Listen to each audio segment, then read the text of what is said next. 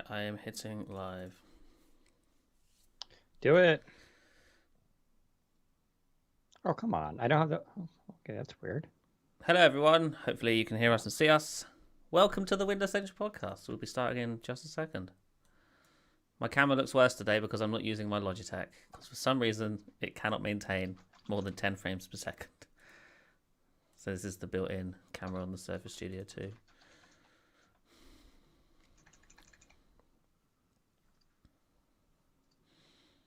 Tweets is out. Power Toys has an update. I need to do my voice test quick. Testing 1, 2, 3.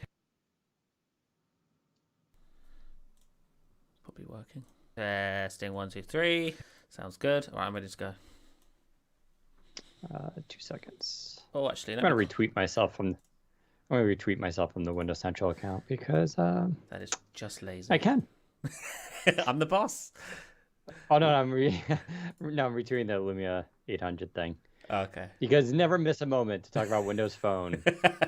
For people who refuse to let it go, let it go. That's why today we're dedicating the whole show to Windows Phone. No. Yeah, right. Exactly. Let me get up the show notes. Gotta move you out of the way. All right. I am now recording. I am now recording as well. 3, 2, 1. Welcome to the Windows Central podcast, episode 250 for December 3rd, 2021. Hey everyone, Daniel Rubino here, joined with Zach Bowden for another exciting episode of the Windows Central podcast, where we talk all things Microsoft, Surface, Xbox, technology, PC, processors, and whatever else has happened during the week that we find exciting, because it's our podcast and that's what we do. This week, we're going to be talking about Qualcomm's new PC chips that are coming in early 2022. They announced 2 of them. We'll go through what they mean and how to best think of them. I will say they are a substantial update. This is actually a very exciting news that came out, so it should be really good. Zach will walk us through some Windows 11 updates, because what's a week without Windows 11 updates, of course, but there's been actually some changes happening into the dev channel, which bodes well for next year's single annual update that we'll get for Windows 11 on the bright side. We'll also talk about Edge and controversy, because Microsoft always likes to just go a little too far sometimes, and they always have a good idea, and then sometimes they get a little bit ambitious, and that might be happening with Edge, which up till this point has been, the underdog / fan favorite for a lot of people, but now it's starting to turn a little bit ugly. So we'll walk through that.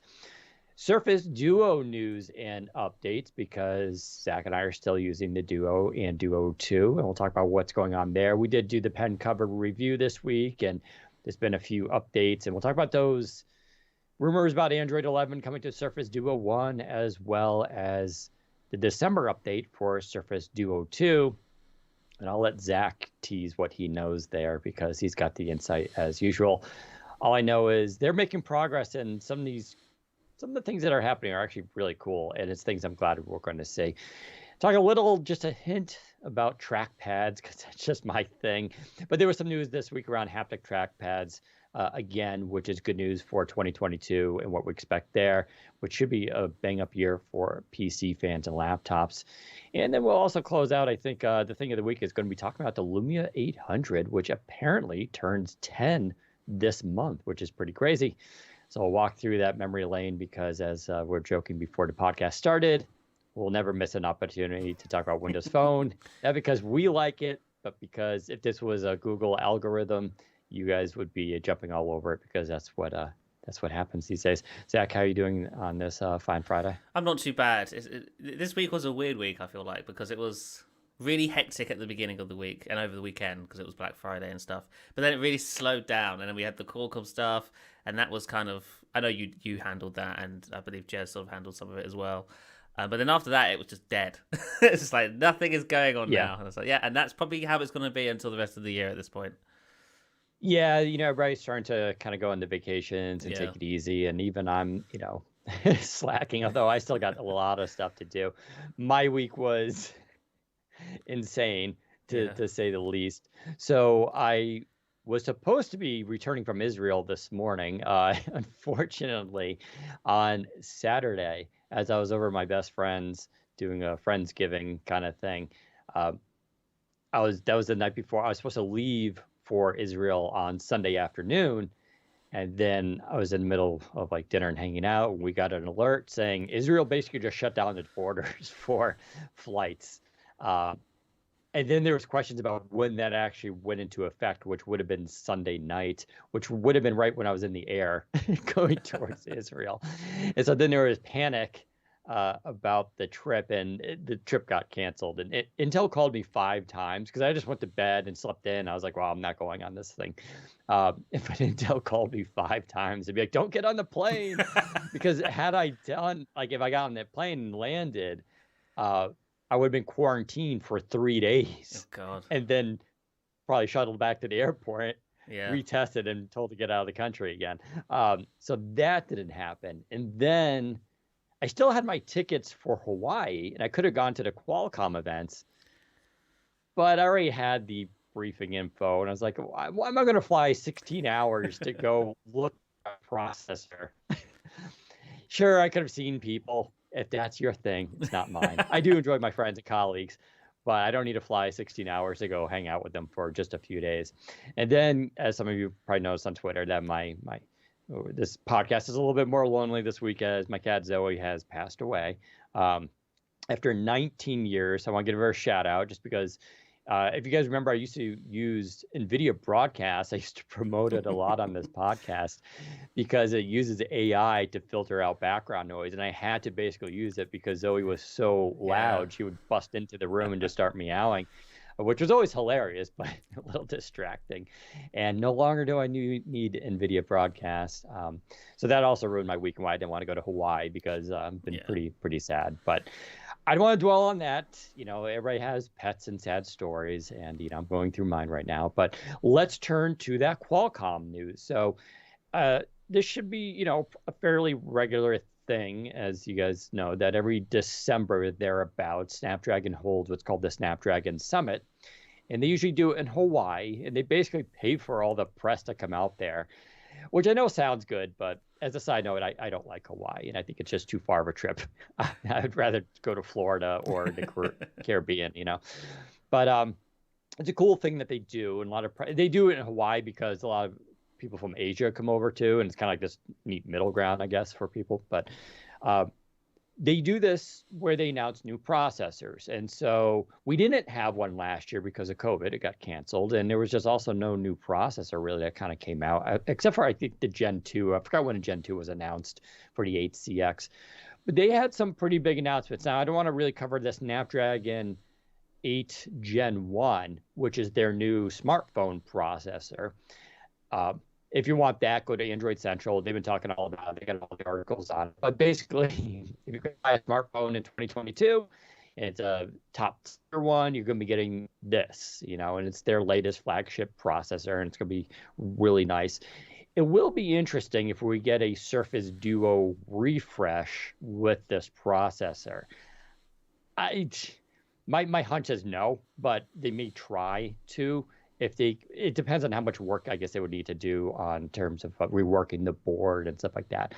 But they could maybe do like a Duo 2S if they wanted to. But I don't know if they would have enough time and the work. But it'd be kind of interesting to see that happen. So that's the smartphone processor. Okay, so no big deal. Also want to quickly talk about, and I forgot the name of it now, because the one that Jez covered. They basically announced a gaming-specific processor, which is really kind of interesting because we haven't really seen this yet. And it's called the Snapdragon G3X Gen 1. They're already throwing the Gen 1 in there, by the way, because they know they're going to do further ones. So, you know, this chip is going to be used in a reference design that was made by Razer. So Qualcomm doesn't actually make hardware, right? Even when you see those mock-up PCs and stuff like that, they usually get a company to make those for them. So they teamed up with Razer for this handheld, and it looks like a Nintendo Switch or PS Vita or any other kind of gaming handheld we've had where you have a large center screen and controls on the opposite sides. And this thing has 5G, millimeter wave, and sub-6 and all that kind of stuff. And it's only meant for developers at this time. But what this device is planned for basically is cloud streaming. And I've hinted about this on this podcast. Well, actually, we heard rumors about this device probably 6 months ago, even more. And I think I've tweeted about it a few times. And I've seen another company who shall go unnamed. I've actually played with their version kind of this that played Xbox game streaming, had NVIDIA GeForce Now, and had a Stadia on there. You can do whatever you want. And it runs like a flavor of Android, basically. Just to temper expectations, cool. It's not Microsoft. That's not the company. It's not Microsoft. Yes, it's not. But none of us, including Jez Corden, our games editor, would be surprised if Microsoft didn't have something in the works for this. I'm not sure they need to. I think this is something OEM partners are willing to pick up and go with. And so we may see that happen. But I know it's still a little early for this stuff, but I think it's going to, cloud streaming, I think, is an option here for as 5G becomes more robust. So this handheld is kind of cool. So hopefully we'll see. And what's really neat about it is it actually has a front-facing camera. Like you can use this for full-on game streaming and stream yourself on Twitch with this thing and playing games, which is totally insane. The reason why I know, like a lot of people are like, why would you do this instead of just using your phone? Well, I for one, I actually like the idea of a separate handheld. When you get that dedicated battery life, you don't need to worry about your phone. You can still pause your game and work on your phone if you want to, which is cool too. But you can do things like having this, front-facing camera, and it's built for gaming. You don't need to attach weird controllers to it.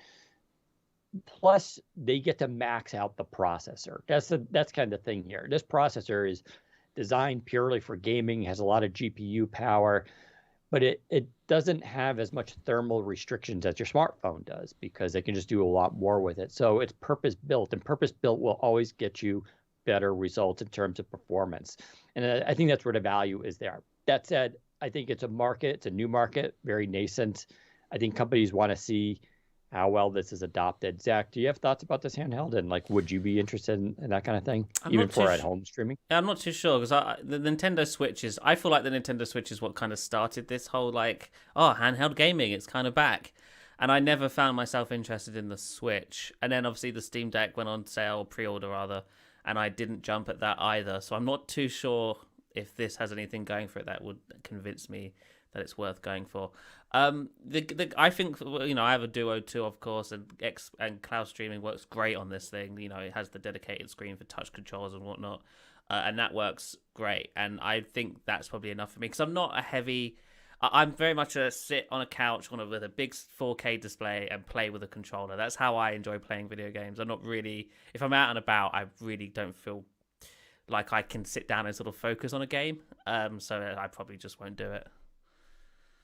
Yeah, it's definitely, I think, for people who travel, again, as 5G becomes, I mean, you can stream on a 4G, right? It's not prohibitive to do so, but 5G gives you better results. Over the Switch, the Switch is just terrible hardware. It's just, they have the IP, right? That's why everybody loves the Nintendo Switch. It's all about the Nintendo IP.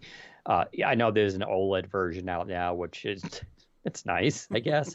But this thing is going to have a higher resolution display, and companies, this is an area where PC OEMs or phone OEMs, even Samsung, could just really throw out some of their heavy hitting technology, high resolution displays, OLED displays, fast refresh rates. I mean, you can why not do 90 hertz, 120 hertz on these things, nice front facing cameras, batteries. We can see the same innovation that happens in smartphones to a lesser extent with this.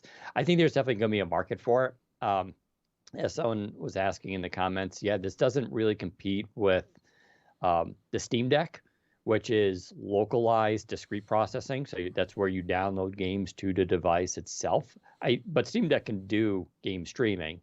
The pricing on this, from what I remember, was going to be, I think, around $300 is what the target price is for these types of devices. which I believe is cheaper than, it's a lot cheaper than Steam Deck. Don't forget with Steam Deck, in order to get the good one starts at like 500. And then it goes up from there because now it's about storage and RAM become the real like priority feature because you're going to need more storage to download those games. And that's where it starts driving up the cost, where this doesn't need that, right? So there's an advantage here, but they can hit that $300 price point right around Nintendo Switch. It becomes kind of interesting. I don't know. It's something to watch in 2022. I think it's kind of cool. I'm glad kind of Qualcomm's getting in on this and doing reference designs and stuff like that. I think it's going to help jumpstart. Razer's already kind of doing this device with them, which, that's a hop, skip, and a jump just for Razer to make a commercial version, right? There's no reason why they can't do that. So maybe we'll see that happen later this year, or earlier next year, I should say. But I think it's kind of cool. Cloud streaming, though, for gaming, going to be a big deal. Let's turn, though, to the PC stuff, which is, of course, what I'm really interested in. There were 2 chips announced, the Snapdragon 8CX Gen 3, as well as the Snapdragon 7C Plus Gen 3, which is kind of interesting. They're calling it a Gen 3, but there really hasn't been a 7C Plus. There's been a 7C and 7C Gen 2. So those are the 2 main chips that were announced. Qualcomm told me that their turnaround on this is going to be a lot shorter. Previously, they would announce stuff in December. We'd all get excited, and then we wouldn't actually get PCs until like 8 or 9 months later, which that's a very long turnaround for new chips, and it's not as exciting when it comes out 8 months later. They're telling me this is going to be much shorter. We should see be able to buy commercial products with this the first half of 2022. I would imagine around springtime. That's usually when this stuff happens. I don't know if we'll see stuff at CES, but that kind of lines up a lot of times because a lot of stuff gets announced at CES that then comes out in March, April, May. That's usually the time frame for those kind of things. So possibly. So what's the big deal here? If you follow the Snapdragon 8CX and 8CX Gen 2, that was not really much of an update. I've gone on record many times saying that this is 150 hertz or megahertz increase in speed. I mean, it's negligible. It was a slight increase, and it really wasn't that exciting. This is not that. This is an architectural shift in terms of design. First of all, this is going to be going to 5 nanometers. So for the first time, we're going to get a 5 nanometer processor into a Windows PC. So that opens the door right away to PCs that could be even thinner, even lighter, or same as we have today, slightly larger batteries. So that's kind of nice there. It also gives you more power efficiency. I'll say right out that despite all the performance increases we're going to see in Gen 3, the battery performance should match that of Gen 2. So it won't probably be any better if you're comparing device to device, but it won't be any worse either. Although, like I said, it depends. An OEM may put in a larger battery now, in which case you would get more battery life because the chipset itself is smaller. So let's sum up the performance here. The single core is now going to get a 40% boost over the Gen 2. And single core is always, not been a strong point for the Qualcomm processors. They've been decent, but it's really the multi-core where they excel at. And there it's getting an 85% boost in performance, which is pretty massive. And then even the GPU is going to get a boost of 60%. So that's like, I don't even know how I could qualify the Gen 2 update. It was like maybe like less than 5%, 1 to 3%. So this is going to be like significant. Let's put that into perspective. Going by leaked benchmarks that came out a month ago, I believe, which now seem accurate. You're basically going to get a 11th gen Core i5 performance for a single core and a 11th gen Core i7 for a multi-core performance now. That's pretty good. Now, I know what everybody's saying. What about Apple M1? This is not that chip. This is not the Nuvia next-gen processor, which comes out in 2023, which is supposed to take on and actually beat Apple. That's down the road. This is still a massive upgrade, though, because if you think about it, Most PCs sold today are Core i5s. I know everybody likes the Core i7s, but they're substantially more expensive, and most people don't actually need them. Not for the form factors that these chips are going into, right? If you look at Surface Pro X, the HP Elite Folio, these are aimed at businesses, enterprise, mobility workers, people who need productivity devices with inking support, who enjoy watching movies on the side, maybe even gaming. Speaking of gaming, these are supposed to be able to hit full HD at 120 frames per second. So that's, this is sort of putting in your head what you should expect for performance. I don't know. You give me something between a Core i5 and a Core i7 11th gen and a fanless Surface Pro X, I'm happy as can be. I mean, sure, I'll take more processing power, of course. And like I said, there's no such thing as a processor that's too fast. But that's awesome, when you combine it with the battery life. Now, the battery life about Qualcomm, what the benefit is, it's like I've said before, that Intel can get good battery life similar to Qualcomm if you're doing like a baseline task and maintain it. But Intel's, because they can like throttle and peak so high, their battery life detriment, like it drops down a lot quicker. Whereas Qualcomm is just way more consistent across the board. It's the same thing you experience on your smartphone, basically. So you're still going to get that there. But in terms of cores, it's still an 8-core, but they've shifted things around. So you still have the performance cores, and well, they don't call them efficiency cores and performance cores. That's Intel's thing, but you can still think of it sort of as that way. You're going to have 4 big cores and 4 small cores.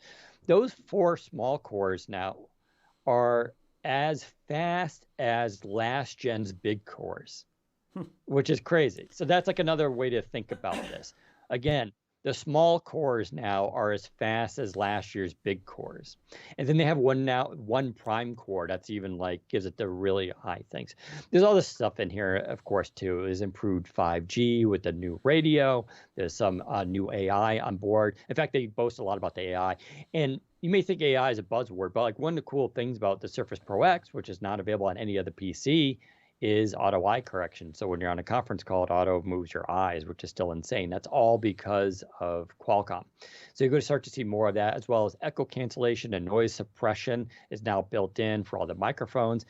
This is really interesting. It can support up to 4 cameras now and up to 4K with HDR. And they say it allows for multiple front-facing cameras on detachable form factors. So I don't know. What does that mean, Zach? Like, it could be. I get maybe they're referring to docking up to like an external monitor and having an external webcam plus the built-in webcam. But then where are the other 2 webcams coming from? I don't know. Yeah, I mean, I guess it opens the door for devices with widescreen or not widescreen, sorry, wide angle and telephoto you see like cameras multi-lens like smartphones. That'd be interesting, yeah, because I guess the iPad has 2 cameras on the back now. I don't see why Surface is in the future or any other device can also adopt more camera lenses. Though I'm really not asking for that. I don't need more cameras on my tablet. I don't personally, but it's clear that conference calls and Microsoft Teams is becoming. If you think about it, this is all very Teams and Zoom focused. I can imagine having a wide angle and a normal angle front-facing cameras for some enterprise devices. Yeah. Mm-hmm. So that's, I don't know, it's interesting. Also, just camera startup time is also decreased by 15%, so they start up faster. Again, that sounds. Who cares? But when you're hopping in and out of meetings all day, having that hardware click in faster, I think it's kind of nice. There's also enhanced security, including support for Microsoft Pluton, which, not as exciting. But if you're into enterprise and stuff like that, it's actually a big deal. Wi-Fi 6E plus Fast Connect. We haven't really talked about Fast Connect on here. It's a new standard that all the companies are basically teamed up on that do Wi-Fi. And it allows for stream DBS Wi-Fi dual station. It's basically this idea of like basically making Wi-Fi even better. So you need next gen hardware to support it, but this does that as well. So, this is all, I think, really good stuff. Now, nothing is, standalone here, right? So Intel, we know, is coming out with the 12th gen mobile series. We may not see that though until, later in 2022, giving Qualcomm potentially some wiggle room here. But I expect the 12th gen stuff to still definitely beat in performance Qualcomm. Question is, because don't forget 12th gen is now using a different architecture as well, where they have four, I think it's 4 and 4 cores. Well, we haven't seen with the mobile. We don't know how the layout is going to be, but they're going to have efficiency cores and performance cores and all that kind of stuff. But will its battery life be as good? Probably not as Qualcomm. So you're still going to get this kind of weird kind of trade-off, but it's going to heat up so it's kind of interesting. And then quickly, I just want to mention the 7C Plus Gen 3. This is actually a very interesting processor. So this one, they didn't go into too much detail, but it's up to 40% better CPU performance compared to the last gen, and 35% better graphics performance. Someone was noting when they were doing the math, roughly, this kind of sounds like it actually could be faster than the current HCX Gen 2. That would be a big deal. Yeah, I'm not sure if that math completely adds up, but that's a big boost. That's a huge boost, actually. That will take it definitely ahead of like Intel Pentium and of course Intel Atom. And then this, of course, leads us down that road, Surface Go X, right? Surface Go 3. Now, Zach, you're still not hearing about that device until 2023, if I'm correct. Right. So the last I heard is if this next gen 7C chip, the Plus that's just been announced, is up to snuff in regards to performance, Microsoft will finally consider doing an ARM Surface Go. But until this chip is out and it's benchmarked, we're not going to know for sure really if that's something Microsoft is able to do, because the reason they haven't done it up until now is because the 7C, the ARM chips in that low end of the market, haven't been able to compete with the Intel Pentium inside the entry level Surface Go. The Pentium is actually pretty good for the price you pay for in the Surface Go itself. So if this 7C Plus Gen 2, 3, whatever they want to call it, if that is on par with the Pentium or even above the Pentium, then I think it's likely that we will finally see a Surface Go with ARM in the entry-level model. I'm sure they'll keep around the Intel Core i3 model for those who want Intel, but for the 399 model, I think this chip, the Qualcomm 7C, is a perfect choice. Yeah, it's going to be... To be clear, it doesn't displace the 7C Gen 2, which apparently is still going to be sold as an offering to companies who want it. So the 7C Plus Gen 3 is going to be slightly more expensive, but it definitely also brings 5G features and all this kind of stuff. And we've already seen, the Samsung Galaxy Book Go 5G, I believe is around $500 or something like that. Maybe a little bit more. I forgot the pricing on it, but I think Verizon's now selling that, by the way.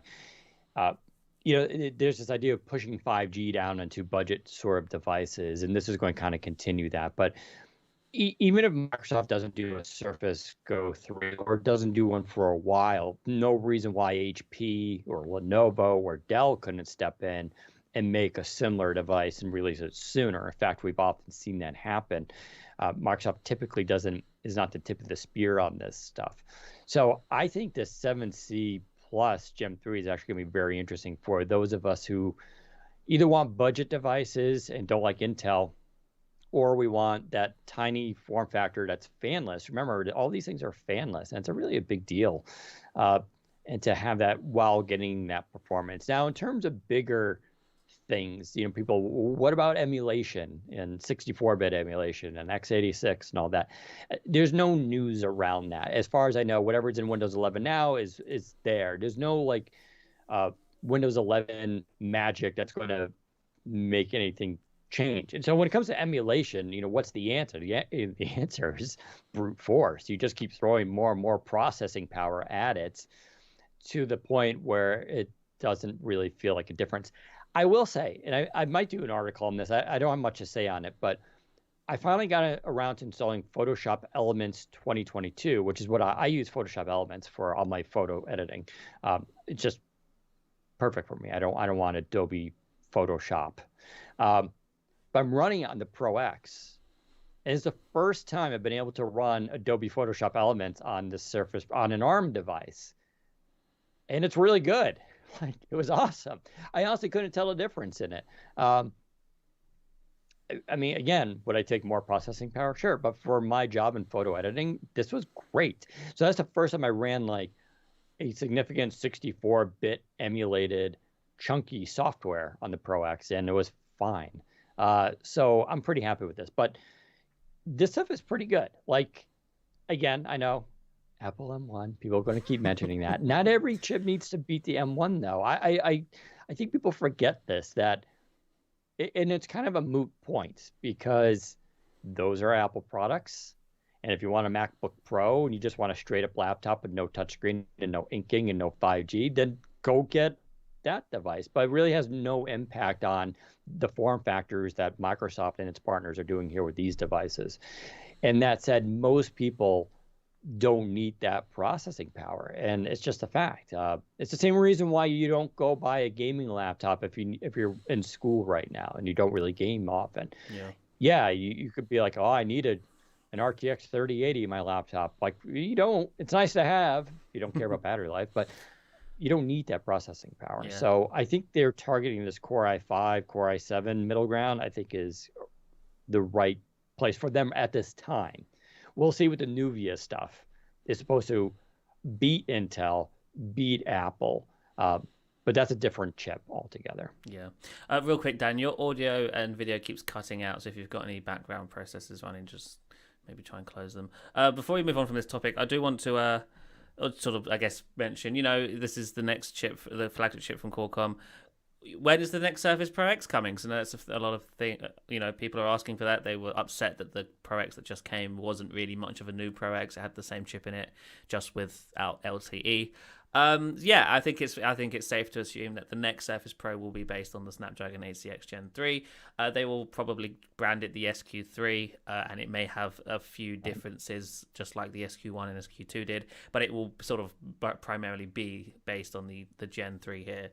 I've been told to expect the next Surface Pro at the end of next year, so it won't be coming in the spring, which I think makes sense. I know Qualcomm have said that they kind of want to get these chips out faster, but the pandemic and the global chip shortage, I just don't think that's going to be possible. And I heard Microsoft is forecasting a new Pro X at the end of next year, not in the spring, unfortunately. In fact, I've only heard of one device getting a refresh in the spring, and that's the Laptop Go. Sorry, not Laptop Studio.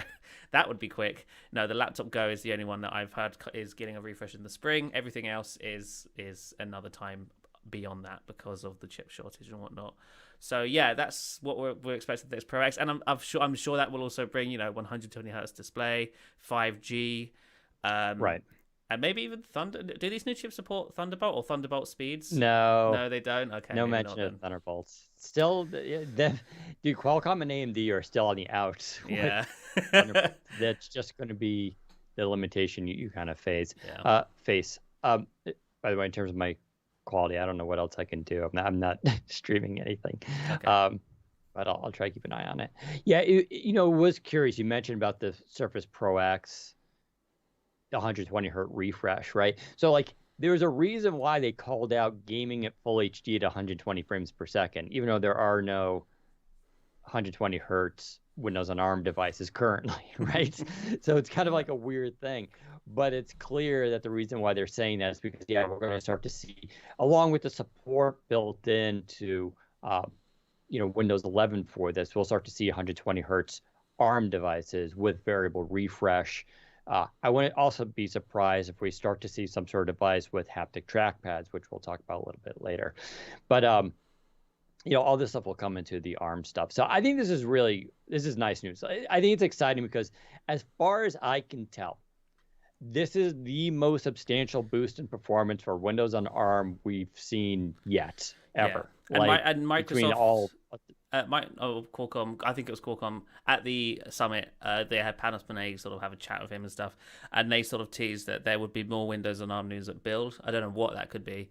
But yeah, apparently they're fully invested in this whole ARM thing. This isn't just a fad. This isn't just an experiment. They are all in on Windows on ARM and Qualcomm. And I don't know if we talked about this on the podcast already, but there was a report a couple of weeks back that mentioned that there was an exclusivity deal between Qualcomm and Windows on ARM, right, which is coming to an end, which means companies like MediaTek or even Samsung with its Exynos series could finally start building PCs with Windows on ARM, assuming Microsoft opens the doors and says, hey, yep, here's the driver stack, here's everything you need to build, PCs with your chipset running Windows. But that would be interesting. And that could also, give the Windows and ARM ecosystem a kick up the backside, because if other companies are sort of competing here, Qualcomm isn't the only one, and therefore there's more competition, and that's always a good thing.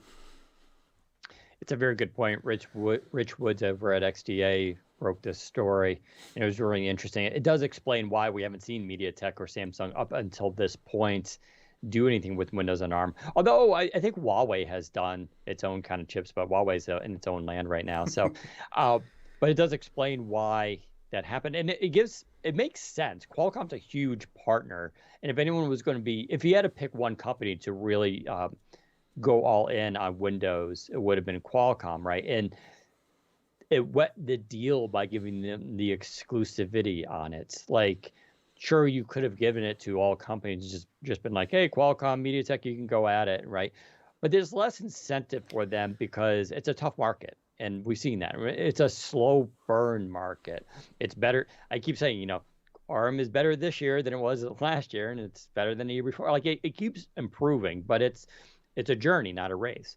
With Qualcomm having an exclusivity deal, it allowed them to really invest more heavily into it and actually had incentive to kind of continue pushing. That said, you can argue, well, maybe Qualcomm didn't do enough. I don't really feel comfortable in saying that because we haven't seen anything from MediaTek or Samsung. And Samsung's ARM stuff is not like slam dunk. In fact, there's always a controversy when Samsung releases new smartphones over who gets Exynos and who gets Qualcomm. And it's usually the case that the Qualcomm ones were always better in terms of performance and battery life. Now, that's shifting a little bit. Samsung is finally catching up with its Exynos stuff, but Exynos is definitely not ahead of Qualcomm.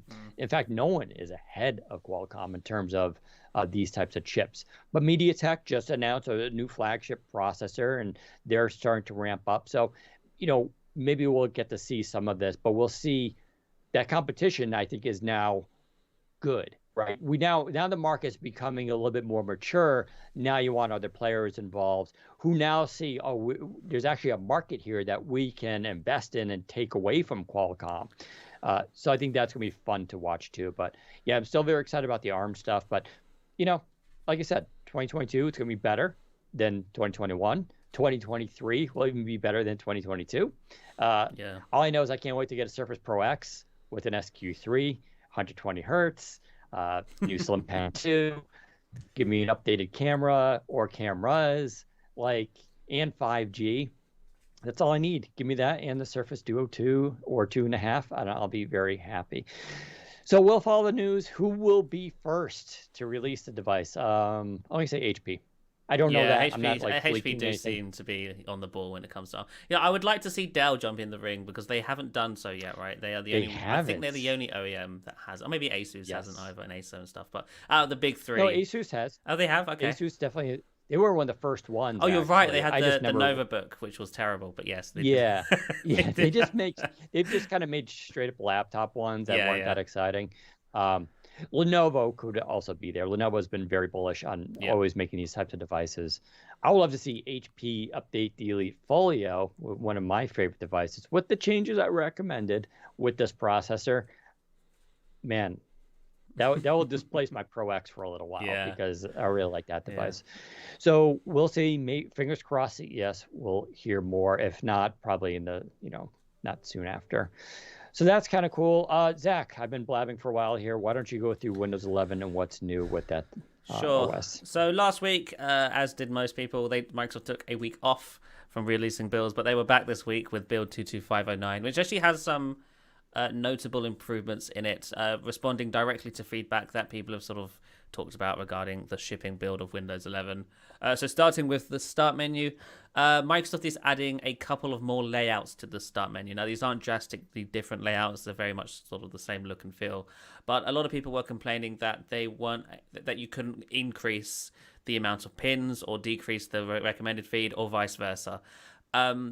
With this build, you can now do that. Microsoft has added two new layouts called More Pins or More Recommendations, and they do exactly what they say on the tin. If you choose more pins, that will increase the pinned area on your start menu from 3 rows to 4 rows, and reduce the recommended feed from 3 rows to 1 row. And if you choose more recommendations, that will increase the recommended feed to 4 rows and the pinned feed to 2 rows. So if you are somebody who prefers seeing more pins and less recommendations, you can enable more pins. Or if you're crazy and are the opposite, you can shrink the pins list and have more recommended stuff show up at the bottom of the start menu, which is kind of nice. Now this answers some of the complaints, but not all of them. I think the biggest complaints people have had with the start menu is that it's not very adaptive. You can't resize it by dragging around, dragging the edge of it like you could on Windows 10. And also just the ability to turn off the recommended feed entirely and just have entirely pins at the front. That's still not possible. People would like to be able to do that. Hopefully Microsoft adds that. I don't see why they wouldn't, outside of them just wanting to advertise things in the recommended feed. But who knows if they will add that in the future. Additionally, they've also addressed feedback regarding secondary monitors and the ability to see your date and time in the taskbar. Surprisingly, that was missing from the shipping build of Windows 11, but that is now finally back with build 22509. They've also made some changes to notifications, for priority notifications, that is, so they will now display 3 high priority notifications instead of just 1, I believe. And they've also, let's see here, added a number of fixes and stuff as well. So that's sort of the main things for this week's build. But the big one there is obviously the start menu improvements. It does show that they are listening and are responding to feedback. And hopefully we will see more improvements in that department, because I'd also love to see the ability to resize it. And grouping, yeah, folders would be lovely to be able to just pin apps and folders. I don't care about it, but I know a lot of people do care about grouping. So. Yeah, no, I think grouping would be a nice addition. Yeah, it is. A lot of people have said, and I totally agree, that the new start menu, which, to be fair, I think this was kind of the point, but the new start menu is very simple compared to previous start menus, like the Windows 10 one and the Windows 8 and Windows 7, but very customizable. You could customize all aspects of them essentially. The Windows 11 one, not so much. It's basically stock and that's it. And I think that was deliberate. I think Microsoft really were taking the whole simplicity side of Windows 11 seriously, and they applied that to the start menu and taskbar at the expense of power users not being able to access things as fast or customize things as thoroughly. But slowly but surely, we're seeing a return to form in regards to customization, and the next version of Windows 11 should have all of that built in. Maybe they might even backport this to the shipping build of Windows 11. Microsoft has said that they are going to be backporting fixes and stuff, but who says they can't also backport actual features and changes as well? So who knows at this point, but that's all for the build, I think. I'll also mention briefly that they also updated the Paint app. It still hasn't got dark mode. That's what I'm sort of waiting for here. But they updated it with more modernized pop-up menus and stuff. So the edit color, resize and skew, and if you have the dialogues, now have the modern WinUI style, which is nice to see. And yeah, that's good to see as well. So that's basically your Windows 11 news for the week. I don't think anything else happened in the world of Windows. Oh, they announced the jumper, the Christmas sweater, the ugly sweater for the year. This year it's Minesweeper themed, which is, I'm not too enthralled about that. I can't say I have any strong opinions on Minesweeper, but they chose Minesweeper this year, so that's fun. And Zach and I did not get one. Microsoft didn't send us one this year, which probably means they don't like us anymore. So there you go. I actually asked, and they were like, "We could send you an XL," and I was even more offended. I'm like, "What are you trying to say?" That's funny. But so I won't be taking XL. How dare you even assume? Of course, the joke is, it's like, I'm kind of mad I didn't get one. On the other hand, I really hate sweaters. I don't wear sweaters. Yeah. So I'm not really disappointed. Yeah. But it was kind of funny. I thought we were cool influencers, but apparently we're not. I think Assembly. Yeah, I think it's a different PR group. I think it's the gaming PR side, which they like Jez. They don't like us, which is fair. But anywho, yeah, those changes in Windows 11 look kind of nice. I actually kind of like that start menu fix that they did, where they allow you to shift the order, or not the order, but how much you see of each category. I thought was kind of cool, and I like the menus. What I like about that change too, for all the haters, sorry, Windows 11 is going to continue to be focused on this minimalist, clean design. Right. Yeah, they're not going to just give you what StarDock software is doing, which plug to StarDock. If you like Windows 11, but you want the Windows 10 start menu, I think it's $4 for the new StarDock software. It'll bring back your start menu, do whatever you want. problem solved. I don't want to hear from you anymore. like, Yeah. like it's $4. There's no reason why Microsoft needs to backtrack. I think what they're doing with Windows 11, this idea of we're going to start with a cleaner, simpler UI that's less complicated with new design principles is the right one. And they're modifying the start menu, so yeah, you can show more apps and fewer recommended and documents, or vice versa. I think even the way they did it conforms to this concept of keeping things simple.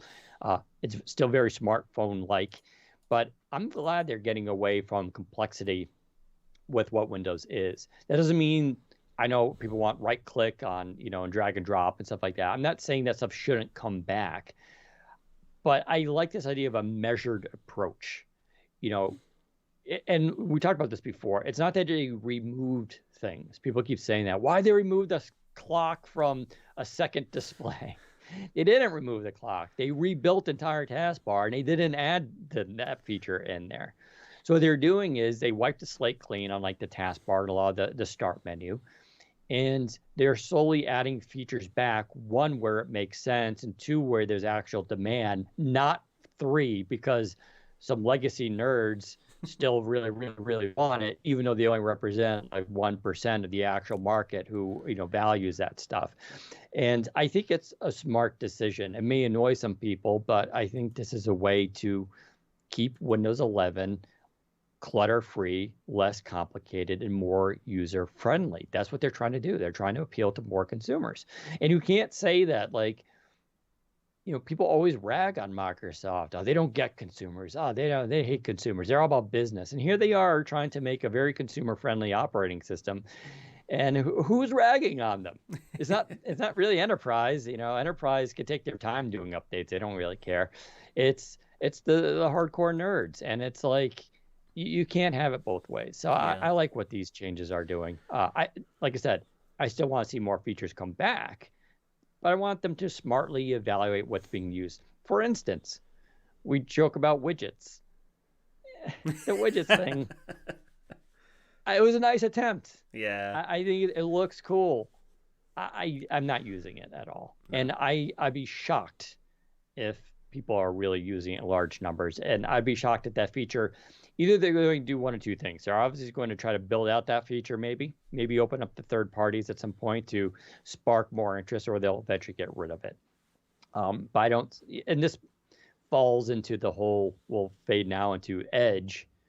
Microsoft took some actions this week. One is like if you go to google.com/Chrome to install the Chrome browser, like a pop-up comes up, and they put little jokes in it. It was actually kind of funny. They're like, Chrome is 2008 or something like that. This I don't have a problem with, because all the browsers do it. This isn't a problem to me. But the problem that I actually do agree with is that Edge is also, it's becoming almost bloatware in ways that it really doesn't need to become bloatware.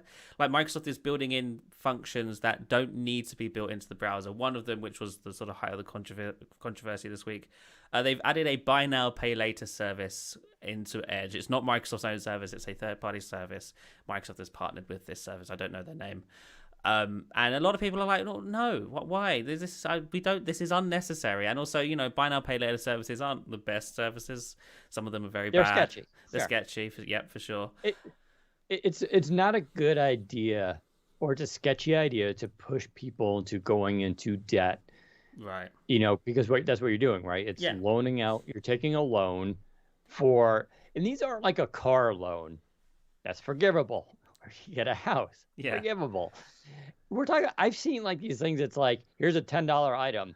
You can spread it out over 4 payments. Do you really want like the person who struggles for a $10 item to now spread it over 4 payments, and there's going to be there has to be interest because how else do you make money, right? It's usury.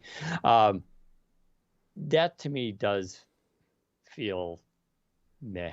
Yeah. It's like, yeah, and it comes back to it's just it's unnecessary. Why Microsoft felt the need to build this into Edge is anyone's guess. They have done a lot of good things with Edge. Like Edge is actually a really good browser. They've added a lot of useful tweaks and enhancements to it. This past weekend was Black Friday, Cyber Monday. A lot of times I went to Amazon or whichever website of Right. retailer, there's a thing in Edge that pops up in the address bar that says this item was X price a few weeks ago. So you are either getting a good deal now or it's not good. That was really useful. And I was like, oh, that's really elegant and really nice. But then, Microsoft has buy now, pay later. It's like, that's very not really necessary at all. Thank you, Microsoft. Please don't do that. And also, a lot of people have just been upset at how Windows has been trying to force people to switch to Edge and making it difficult to switch back to Chrome and stuff. Oh, I should also mention the build this week also made it easier to switch to other browsers. So they are responding to that feedback, though we likely won't see that in Windows until the next major version. But yeah, a lot of people are just sort of unhappy with Edge trying to sort of force a lot of additional stuff that really isn't necessary for the browser down people's throats. And I do think Microsoft needs to take a step back. They've done a good job so far. They need to start cutting out some of the crap. And it seems like everybody wants in on the Edge success, and Microsoft is saying, yeah, sure, come on in. And it's like they shouldn't be doing that. The reason they're doing this is simple. It's money, right? They're monetizing the browser, but they're doing it in a way that reflects user habits. If you think about like what people use web browsers for, it's going to be like email, it's going to be watching videos on YouTube, but it's also for shopping. I mean, we've been doing this for a few years. Now, in the last few years, Microsoft has always pitched why Edge this year is good for holiday shopping and stuff. And they've been building these features out. You mentioned one, which you can turn off. Like all this stuff is optional, right? If you go into the settings, you can disable it and all that kind of stuff, because like the shopping thing is both good and bad. Like if you're going to like major items on Amazon, it's cool. It pops up, gives you a little graph, because there's this question. It's like, oh, that item's now on sale. But two questions. Is that the lowest price it's ever been? Or is this like a temporary dip that's just really not that worthy? Yeah. Because a couple of weeks ago it was even cheaper, in which case you may want to hold out. Or, are they always dropping this on sale? Or is this sale price, Lenovo does this, right? Lenovo comes with a $3,000 laptop. And then like 2 months later, it's $1,800, right? So like the $3,000 price was never the real price, So it gives you a little chart, and that stuff is very valuable. Sometimes it's not valuable. I'll be looking at a watch sometimes, and a thing will pop up and be like, "We found this watch cheaper on eBay." I'm like, "That's not the watch." Like it's clear they're using some sort of algorithm to determine this, right? But it's like that's not the and it becomes annoying. It's in my way. Like it does get in the way. Like it does. It's a big pop up, and it's usually right in the corner where like your basket is and stuff, or your account pictures for like your payments and whatnot. So yeah, it does get in the way. You're totally right. But like it's funny, like the buy now pay later stuff specifically built into Edge. I was looking at it, and I was thinking, why did they choose? Like there were so many other things that they could build into Edge. For example, the Microsoft Editor, which is available in Edge as an extension. At least maybe they put it in now, but it was an extension at the very least. I think they are building it into. Yeah, I hope so. Because I was going to say, why don't they build that into Edge instead and make the buy now pay later thing an extension? Because a lot of the stuff in Edge could just be extensions that you could enable and disable, uninstall if you don't like it and stuff. But building it into Edge is unnecessary, I think. And you, as you mentioned, we know why they do it. It's money. Although I think Microsoft did say that they don't actually make any money from the actual buy now pay later purchases.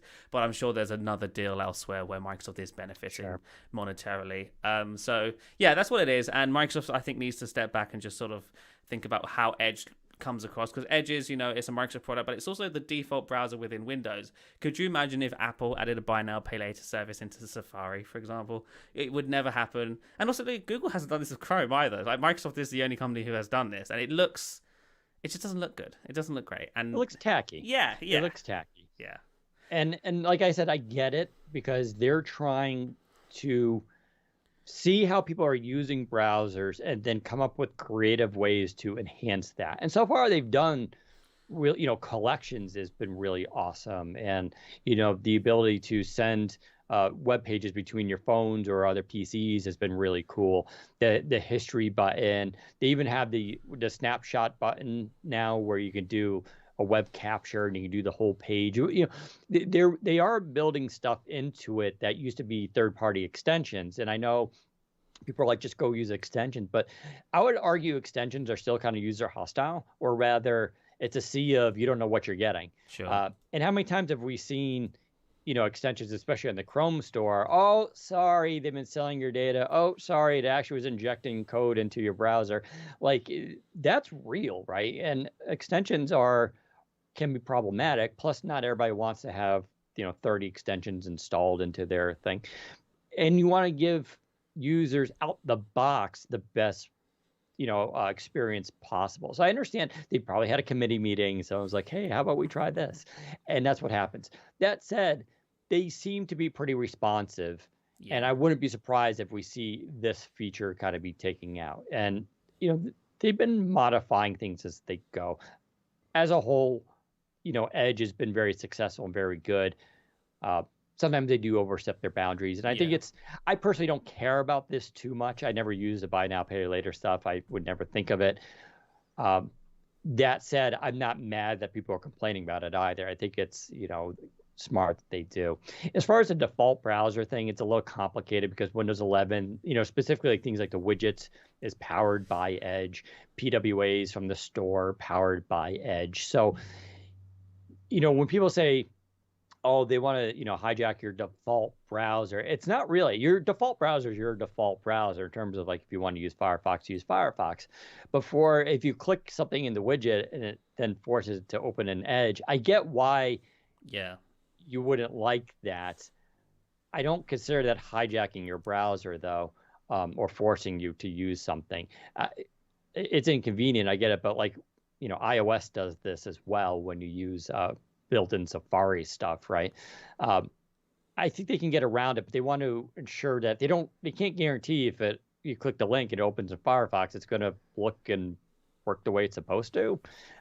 I know it's an edge case, pardon the pun, but that's kind of the reasoning behind it. Well, I think what really angered people is that Microsoft actually released an update that because a developer built a tool which works around that. So any protocol that called Edge, it would actually redirect to your browser of choice. Great, solves the problem for lots of people. Now, whenever you click on a thing in the widgets panel, it opens in your Firefox browser or whatever.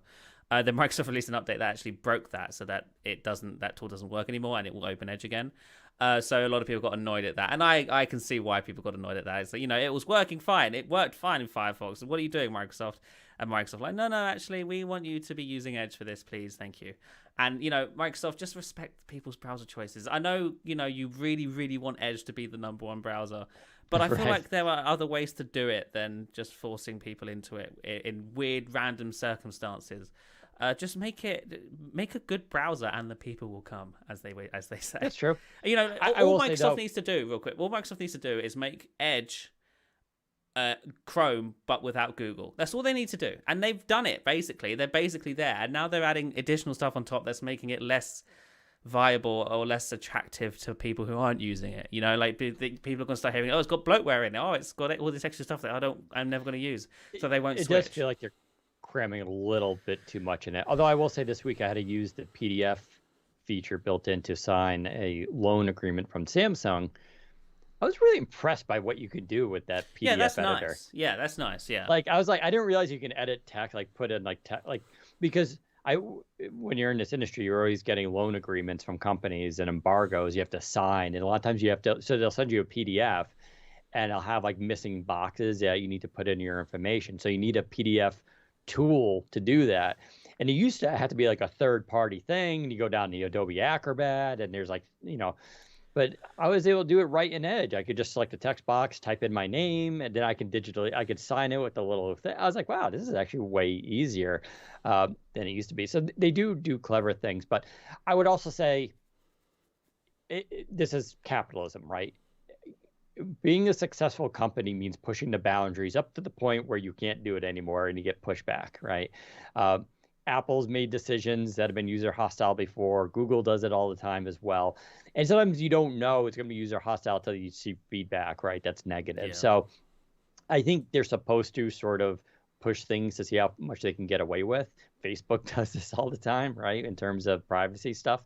And hopefully with the feedback. Now the question is, of course, what makes Microsoft a good company is, do they listen to this feedback and do they actually act upon it? And so that's what we'll have to wait and see. I believe they will, but we'll see what happens. So. Yeah.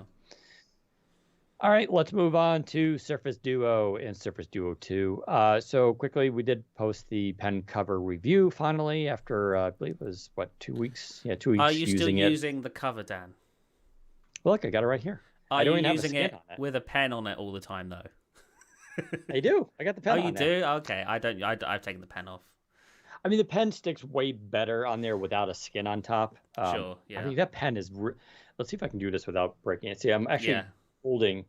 I'm actually holding the Surface Duo 2 by the pen Yeah. attached. It's a very It's a strong strong magnet. magnet. I will say though, the use case for the pen on Duo 2 still leaves a Right. lot to be desired. That's the problem I have with it. The pen cover itself, like it's great, and actually, if I were to recommend the case for your device, I would recommend the pen cover, even if you have no plans Yep. to ever use the pen, because the cover actually does a good job of covering a little bit the front side of it. Obviously, the back side's still exposed and stuff, but on the front, on the black one as well, it hides fingerprints and it protects it, and it does that very well. Yes, it makes it a little bit thicker, but not by much. I don't think it's At really this point, noticeable. at this point, you're like, it's diminishing Yeah, returns on exactly. Yeah. But yeah, so go check out the review. I did post a lot of photos of it, of course, in action. It does work with Slim Pen 1 or Slim Pen 2. You don't have to buy one or the other. Yep. Of course, if you get Slim Pen 2, you need a way to charge it. So it makes sense to, get this cover with it. I agree with you. It's $65. That's not cheap. Although I did point out that Samsung charges $80, $90 for their Fold 3 covers for the pen. So it's not like, yeah, surprise. OEMs charge a lot for their accessories. Have you not seen Apple, who charges $19 for a cloth to wipe a device down? I'm not joking either about that if you haven't seen it. But $65 compared to the $40 bumper, yeah, this is actually a better deal. Like, you're getting much more protection, as Zach pointed out, hides fingerprints better, it protects the entire front of the device. It doesn't protect the back of the device. It does have a bumper, the same bumper for the bumper that you buy for the rear. I don't think they could have done the same cover on the back, because then when you reverse fold it, I'm pretty sure it would have been too thick and would have caused problems. I'm pretty positive they engineered this and and tried to, but that's an issue with the Duo. The Duo is very hard to engineer for in terms of accessories, which is why we haven't seen too many.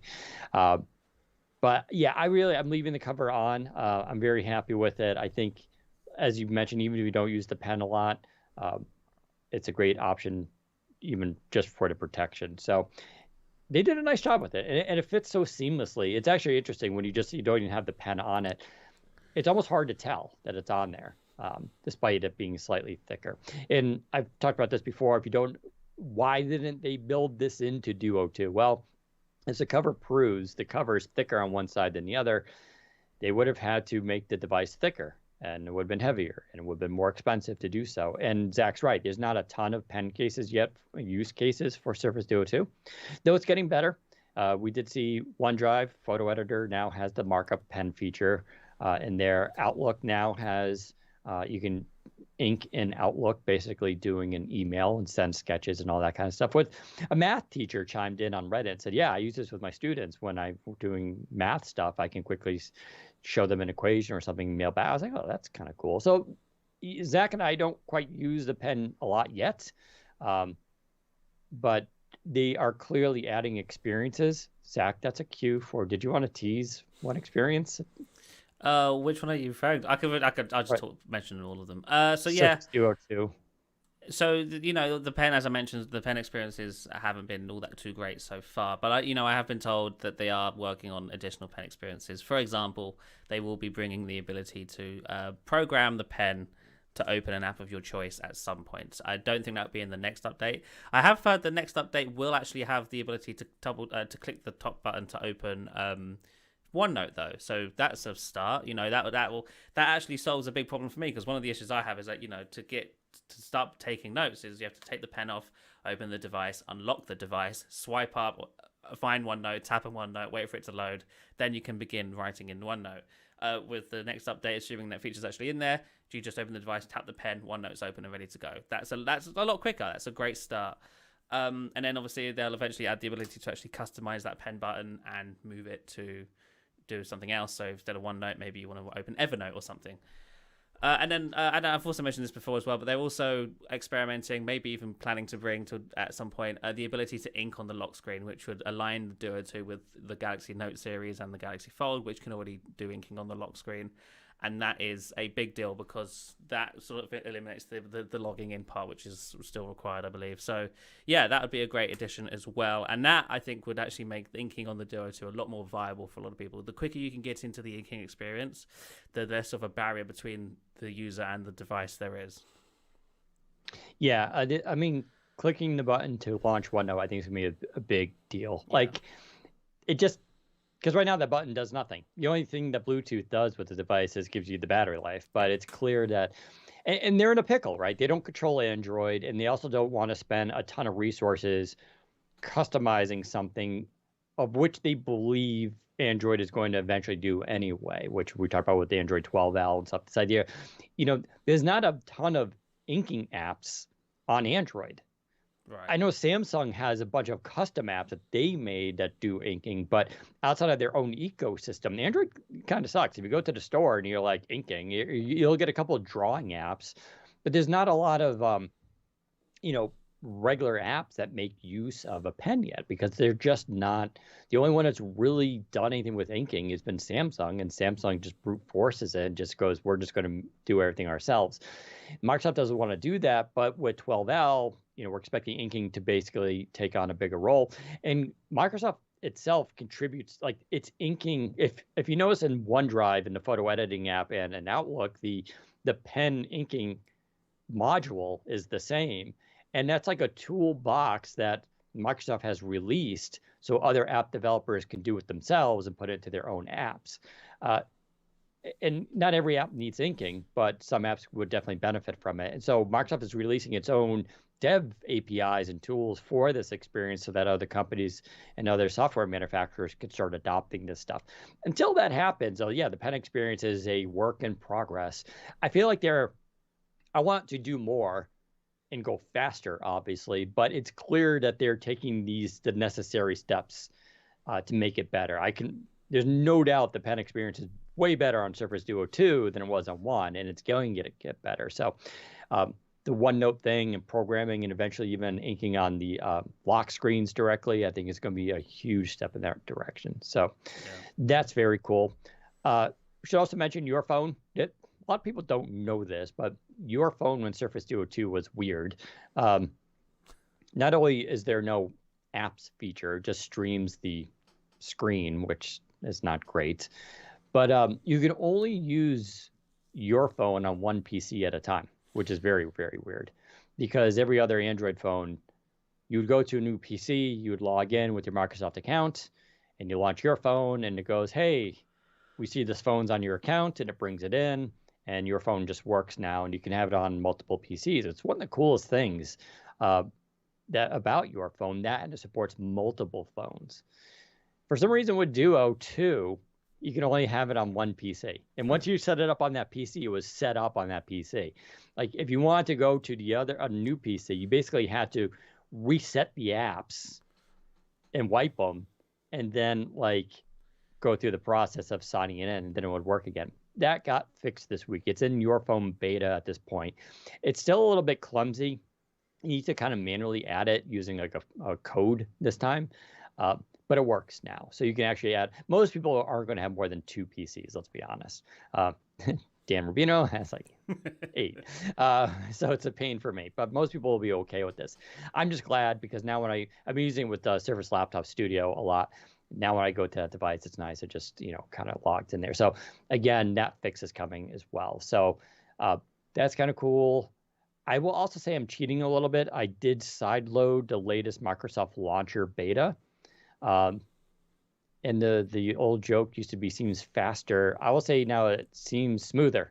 So, nice. Yeah, I was going to mention that to you, that if you might want to try that. For some of you who also don't know, Launcher right now is not available in the store for Duo owners.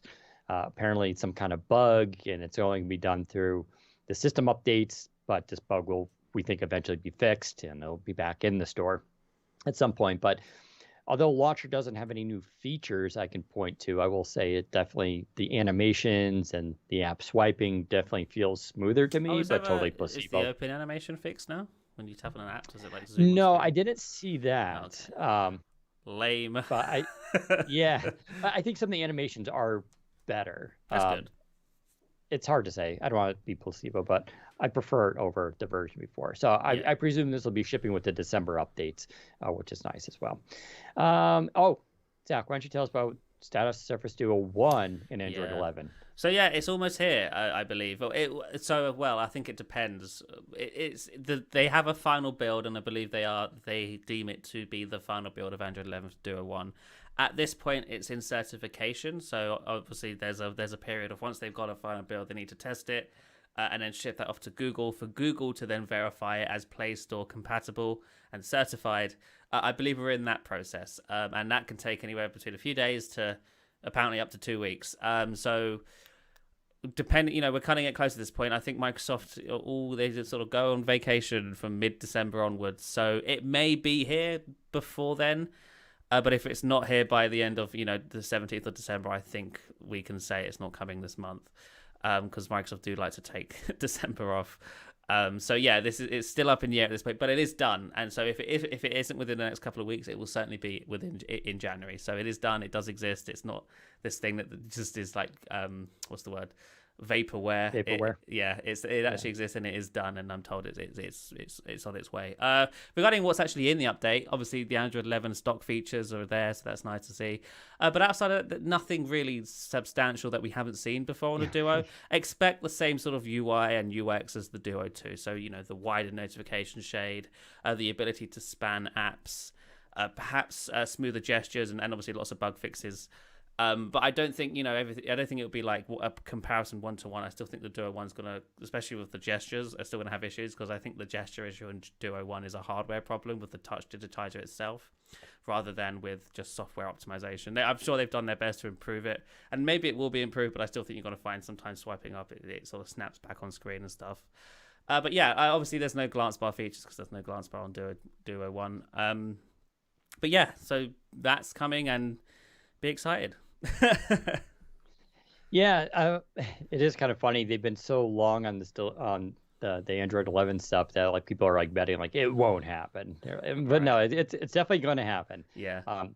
That said, I've been kind of riffing with people on the Reddits about people, they want Android 11. They're like, I want it, and I want Android 12. And then you're like, why?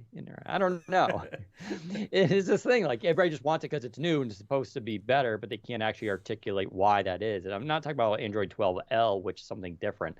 I can't even tell you really what's in Android 12 outside of some UI changes, presumably, that are better. And they may be better. I don't know if they could be better. I've had updates where I'm like, I don't know if I like this look anymore. Yeah. But yeah, you're right. With Android 11, you'll get things like wider notification shade, and when you bring it down, it has the sliders for volume and brightness built into it and stuff like that. But a lot of this, it's like, it's cool, but I think people have this idea that like Android 11 is going to magically change Surface Duo, make it this like completely different device. And maybe for some people it'll be, I think it will. I think it will fix a lot of bugs. I just don't think it's going to solve the overall issue, because the Duo will still be like the Duo 2 is still buggy, and that the Duo 1 will only be at comparison or parity with the Duo 2. It's not going to be better than the Duo 2.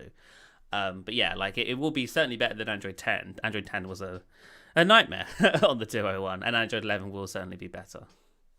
Yeah, so yeah, there's even like the new screenshot feature that's built into Android 11. Lots of quality of life improvements that Android 11 stock just has, that the Duo 1 will finally be able to take advantage of. And there's small things too, like when you hold down the power button now, the new screen for reset and to lock the phone, all that. But now it also, that features, if you have your Google Home connected up to stuff, when you long press the power button, it can bring up a menu with your home things for your lights and alarms or whatever is connected to it, which I keep forgetting is it there. I think it's a cool solution, but it's also something I forget to use all the time.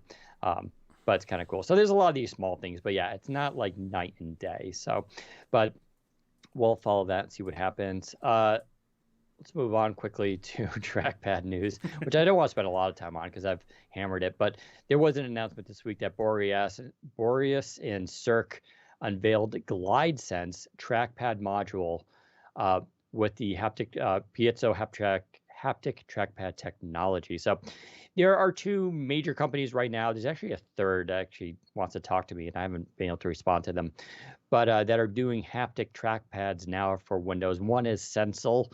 Their technology is actually being used in Surface Laptop Studio, and I'll be doing a deep dive. Hopefully next week I'll have that article up into what Sensel's been up to as well, because they've been not only did they work with Microsoft on the Laptop Studio, but they're going to be also in other devices for 2022. And their method of haptics is different than Boreas and Cirque.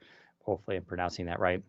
Cirque has been around forever. They made the Alps trackpad, if you remember that, long time ago. So I believe Cirque does manufactures trackpads for laptops to this day. They have glide points, that's another one. And Boreas does the haptics, and specifically around piezo technology, which it's linked in the article. I kind of explained how that all works. And so the two companies have teamed up. So Boreas can't make the trackpads, but they make the technology for it. And then Cirque takes the technology and mass produces it.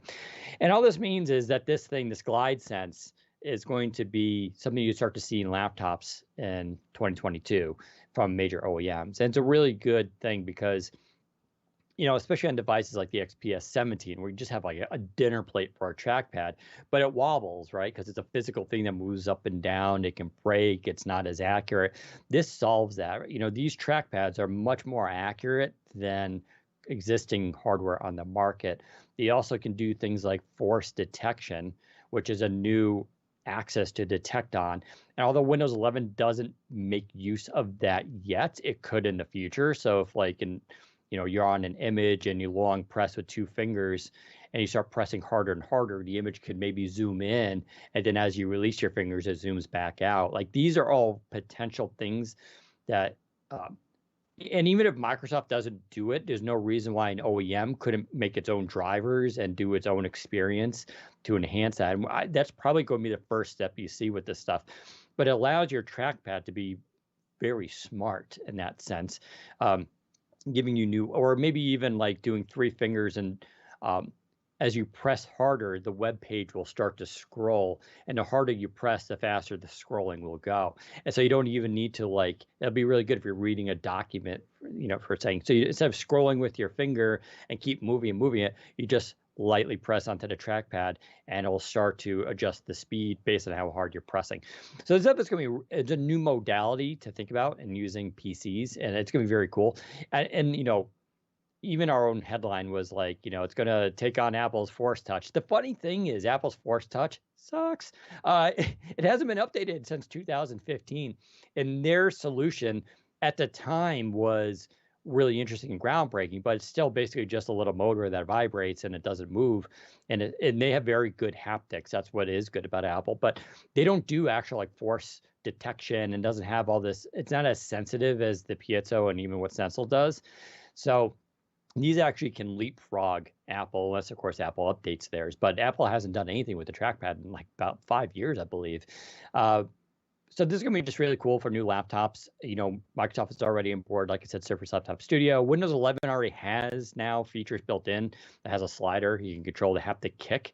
So that's the other thing, how much the trackpad clicks when you press it. And I say click, it's in quotes because it's not actually moving.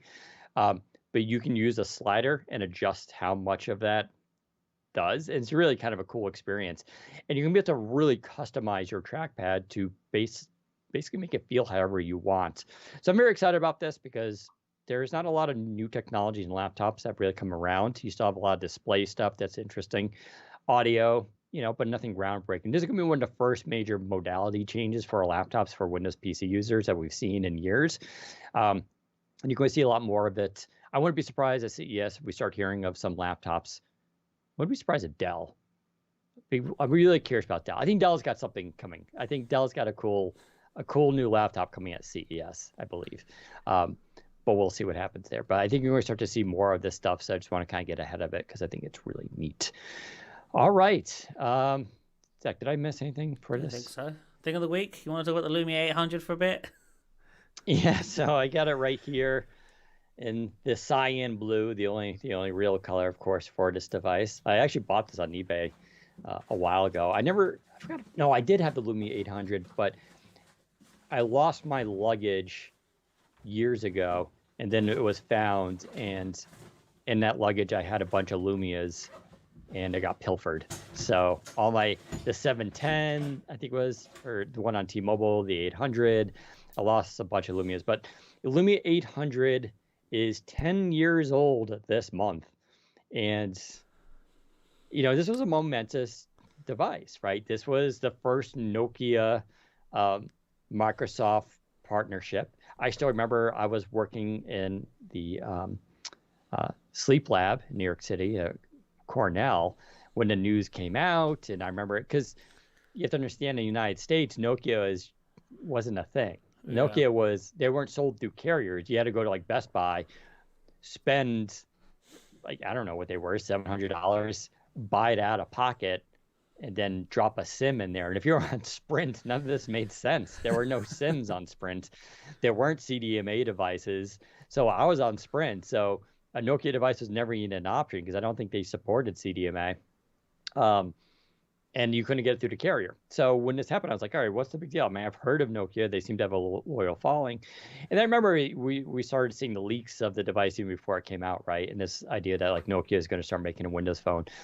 So it came out, and it was a really cool device. It was tiny, it was adorable, had, I believe, an OLED screen on it. And it had the most beautiful design, right? This pillow kind of design. It felt like a pebble, polycarbonate. They were the first one to use it. Polycarbonate design was very hard. It was, at the time, this was like a big phone, which is hilarious. And it was just so elegant looking. And we hadn't had anything like it. It's still one of, I think, the coolest phones. I think the Lumia 920 was the real coming of age phone, right? That was the one that really, because then they got the really good camera on board. It was a bigger display. It was also heavier, had wireless charging. Like, I still am a little bit mad at Nokia, though, because I feel like they abandoned this design, and including with the Lumia 920, way too early. The 920 was similar to that. It was. It was. And the 910 was kind of, I think it was the 900 was weird because it had a weird kind of display that clipped in. But no, I'm saying after the 920, especially like the 930, like the 930 radically moved away from this kind of design. And I feel like, I've mentioned this before, that Nokia seemed like they sort of changed design just for the sake of changing design every year to stay fresh. And I was okay with them doing that, introducing new product lines, the 700 series, 800, 900 series. But I felt like they always should have kind of kept this around and just basically updated it. But they didn't do that. They didn't really recycle their designs too often. And I feel like it just, I mentioned this before, that the later Lumias were less and less impressive to me in design. Like the Lumia 950 was okay, but it was like this, I didn't love the design. It didn't feel as good as the 920. That said, even with the 920 came out, everybody made fun of it for being so thick and heavy, and everybody was trying to go super thin and light. And then Microsoft and Nokia started pivoting towards that, and the market started going big and heavy again. And they were just kind of out of whack with it. But the 800 was definitely a cool device. Unfortunately, it was also a pretty limited device. I believe it launched with Windows Phone 7. Well, there's a death sentence in that case. Yeah, and like this was always the issue, right? Even Nokia got caught up in we can't upgrade this to the new version of Windows Phone, which gave these devices sort of, short lifespans, which was another issue that Microsoft had to deal with. I would still say Windows Phone 8.1 was really the pinnacle of Windows Phone. Yeah, that was the good times with Windows Phone 8.1. I can't find my 920 and stuff. I found my 830, I actually really liked the design of the 830. This is what the 930 should have been. The 930 was like this really chunky thing. Mm-hmm. Like this, the 830 here is lovely. And then I also found my 950, which gotta love the 950. It was weird. I mean, they went to like the removable battery, which cool. But again, it was the exact opposite of where the industry moved to. Like today, what phone has a removable battery? That wasn't a fad, or that wasn't them getting ahead of the curve. That was them being way behind the curve. just trying to be different. And yeah, it's kind of a shame. But yeah, who knew? 10 years this month. Lumia 800. Crazy. Now I feel old. Yeah, tell me about it. Like, how long have I been doing this job? My God. So there you go. So I think that about wraps it up for this podcast. Of course, we'll do Q&A with the audience now for a little bit before heading off. Of course, we do this every Friday at 2:30 p.m. Eastern Time live on our YouTube channel. You can go to Windows Central and see the broadcast there, as well as previous episodes if you'd like to do that. Join in for our live chat. You can also go to windowscentral.com/Discord to join our Discord channel. Follow me on Twitter, Daniel_Rubino, RUB as in boy, INO, and Zach at ZACBOWDEN. You can hit us up on Twitter as well. We'll probably do another Ask Windows Central at some point, maybe in the next couple of weeks, if not after the new year. So if you guys have questions, you can start, doing them there as well. We'll pick some that we think that people will find value in. Zach, what's our schedule for the rest of the month since the holidays are coming up? So yeah, we only got a couple more episodes for the year. We'll be back next Friday, December 10th at normal time, and then we will do one more episode for the year on December 20th at normal time, so 2:30 p.m. Eastern time. And that will be it for the year, and we will be back January 7th to do it all over again, essentially. Sounds good. All right, everyone. Thanks for tuning in, and we'll talk to you next time. Take care, everyone. Wonderful. All right. If you guys have questions that we did not answer during the podcast, ask away. Does it even have a battery in it? Oh, it does.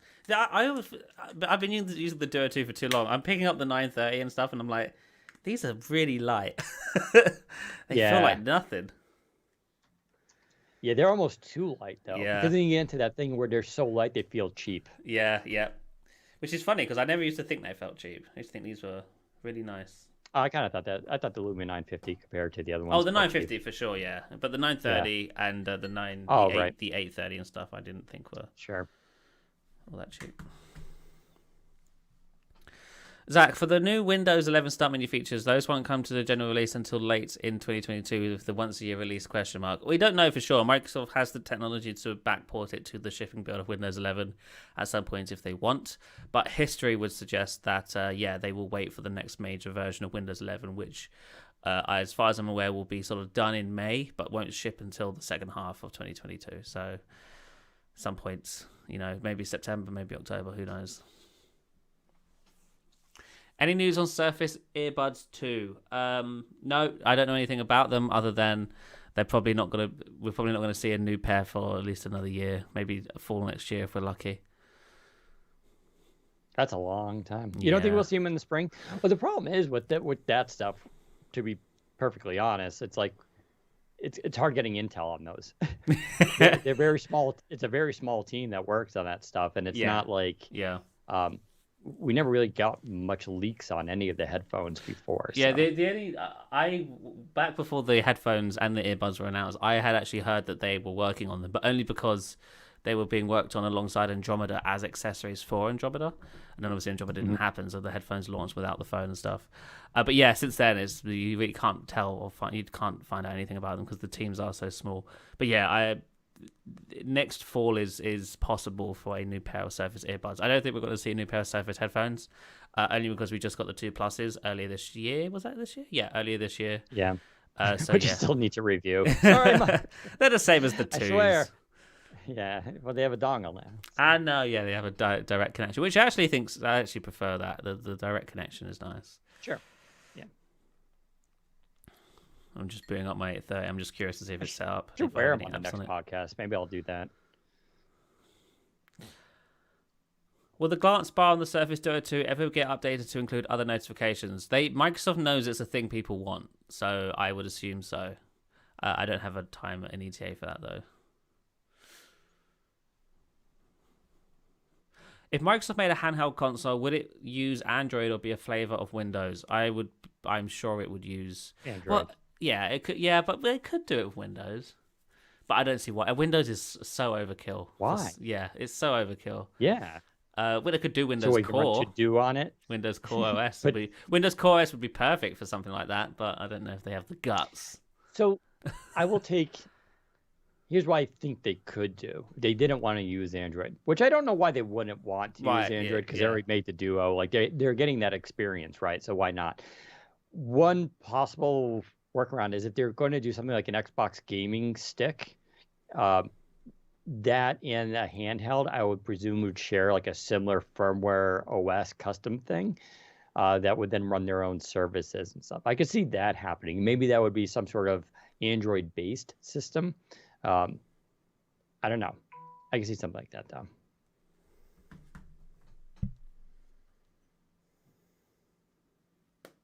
Have we heard about the next series of Xbox, like Xbox Pro? There were rumors in July. I haven't heard anything. I don't think Jez has heard anything concrete regarding that. Microsoft is always working on a next Xbox, but we don't know anything about it. Yeah.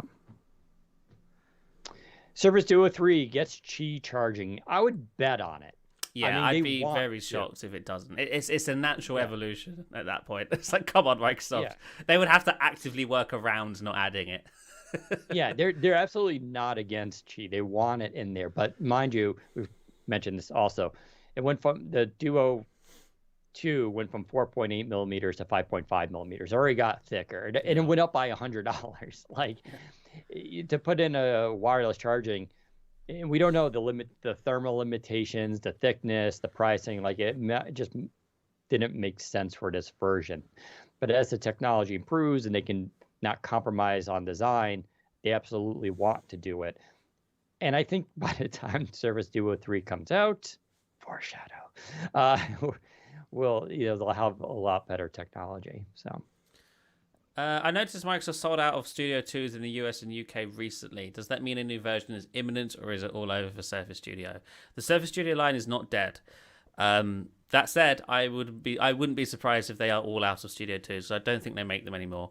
The Studio line has had a troublesome last couple of years. They were supposed to release a new one, I think, back in 2020, but obviously the pandemic happened, and so they didn't. And then that got old, and then they've decided to, I think, we'll just update it again, and that obviously takes more time to test and engineer and stuff. So, yes, there is a Surface Studio 3 that does. I don't know if it will be called the 3, but another Surface Studio will ship at some point. It won't be this year, and it won't be in the first half of next year, but it is something that they are definitely working on. Will Surface Duo only receive updates on a monthly basis? Once per month only? Yes, that was what they said before even Surface Duo 1 shipped. It will get monthly updates, and that is what they've been doing. They've been consistent about that. Now, granted, a lot of those updates, the last have done nothing. Few were only security updates, but they were. Listen, that's actually better than some Chinese manufacturers. So I'd want to throw complete shade at that. Question for Daniel: since in US, can we still get Duo 2 that can be added to our AT&T plans? If so, where? AT&T doesn't carry, and Best Buy only sells unlocked ones. A little confusing on this. So it's true, AT&T does not sell the device through their stores, online or physical. We have not heard of that. I've heard both. I've heard that it's going through a validation process, but at this point, I'm not sure it's going to. That said, if you want one, you won't be able to get it on your plan as in like a monthly subsidized charge. You're going to have to buy the Duo 2 outright. And then it worked perfectly fine with AT&T. Like you just drop a SIM in, you can even use the eSIM and use that on AT&T, and it'll work fine. But yeah, the only way to do it right now is outright buy it.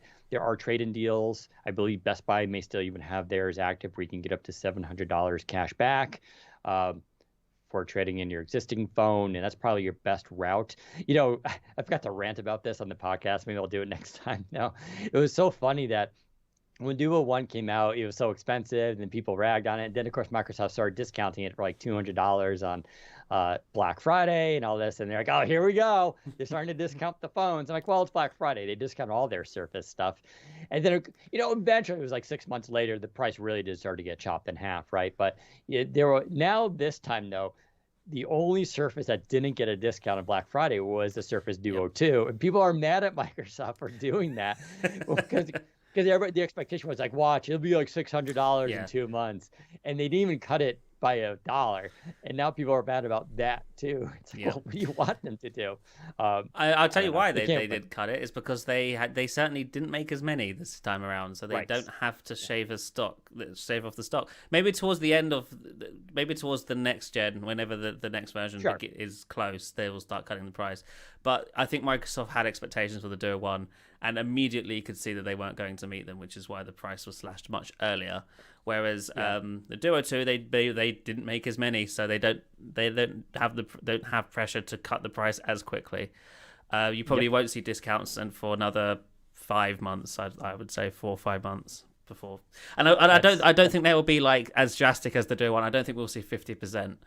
Unless nobody buys another Duo between now and in 6 months. Right. Yeah, it's gonna be interesting if they can keep that kind of momentum. But you're right. I mean, that's smart capitalism. You don't need to discount stuff. It's this is supposedly the reason why Apple doesn't put iPhones on sale. You remember this explanation, which was that it's confusing for the customer because it's unfair, and a customer gets it on sale. Basically, if it goes on sale and you bought yours last month, you got screwed. Yeah. Even though like every company in the world deals with this, we're buying like, oh, it's in 60 days, we'll give you the discount, But apparently Apple can't be bothered, so they don't put on sale anything. No, I bet Apple doesn't put things on sale because they can sell every unit they make. I think that's the reason, right? Like if you can sell every one you make, there's no reason to put it on sale. I should have mentioned this too. Put a pin in it. Maybe I'll talk about the next podcast. So, Apple's having major supply chain issues as well for the iPhones, and the iPhone Pro apparently is very hard to get. It's like a week wait at least, and which is an improvement over the month wait that it was. But now, according to reporting, they have to slash production because demand isn't there either. And it's not clear if it's because people just aren't that impressed with the new iPhone. They don't feel like they need to upgrade, or they're kind of tired of waiting for one and they're just giving up and buying something else. I'm not really sure. But listen, Apple, not everything Apple touches turns to gold. But yeah, you're right. Tight supply is a smart capitalist move. You don't have to put things on sale. Yeah. I mean, there were the new 512 gigabyte models sold out a lot of places. I don't think it's because there's a huge wave of people buying the 512 gig model. Yeah, it's because they only made 100. Yeah, probably. Will Microsoft make more color options for Surface Duo 2 bumper case? They got 4. I don't know what more. No, I'm just gonna say no. They're not. I would like different materials. I'd like an Alcantara bumper. Apparently, the inside cover of the pen cover is Alcantara. That's not true, is it? Yeah. Inside the pen cover? Yeah. Did I just not notice? On the inside of the pen cover, there's a piece of black cloth that both hides the wireless charging. Yeah, I guess you're right. Is that Alcantara? Or is it just rubber? Someone told me that it was listed on their website or on the box, something like that. That's Alcantara. Oh, so. Fair enough. There you go. Today I learned. So, but no. So I don't think they'll do more color options for the bumper for the simple reason there's just no demand for it. Now that could change if the Surface Duo 2 became suddenly this like hot potato device that everybody wants. There's no indication to say that's going to happen. But if it were to happen, I would think Microsoft would then be like, all right, we can do some more color options. I would still like them to see in Microsoft free idea, even though you're probably not listening to this right now, free idea, do an Xbox themed one. Yeah. Make a green Duo, make a green bumper, do something around that. Give us just a short run, limited edition thing. Not many people would buy it, but it would be cool. It would be cool PR, I think. Daniel, thank you so much for your answer. Not concerned about buying outright, but I am looking for the ability to upgrade to newer ones every 18 months, which, so it's tough with buying these phones, especially they're so expensive, like when you should upgrade and all that kind of thing. I'll let Zach kind of defer this because I know this is sort of, I don't want to get ahead of the story, but we're not Surface Duo 3 next fall. What are the chances? I don't. Yeah, this is a. This is an interesting one. I don't have all the details, so I can't really talk about it too much. There, Microsoft isn't. I'm not sure if there will be a Duo next fall. There could be a Duo, but it depends on what kind of Duo it's going to be. It could either be a refresh of the Duo 2 with a newer chip, and basically that's it. Maybe some new colors, or there will be a like Duo 3 with like a substantial upgrade.